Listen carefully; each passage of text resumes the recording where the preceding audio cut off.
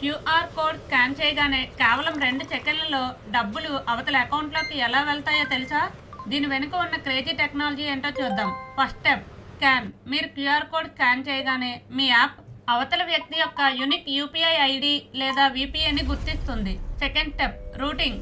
మీ app ఈ రిక్వెస్ట్ని ఎన్పిసిఐకి పంపుతుంది. మన దేశంలో డిజిటల్ పేమెంట్స్ అన్నింటినీ కంట్రోల్ చేసే మెయిన్ హబ్ ఇది. ఇది మీ డేటాని మీ బ్యాంక్కి ఫార్వర్డ్ చేస్తుంది. Third step PIN. మీ బ్యాంక్ మీ అకౌంట్ బ్యాలెన్స్ని చెక్ చేసి యూపీఐ పిన్ అడుగుతుంది. మీరు పిన్ ఎంటర్ చేయగానే బ్యాంక్ దాన్ని సేఫ్గా అప్రూవ్ చేసి డబ్బు డిడక్ట్ చేస్తుంది. Last step.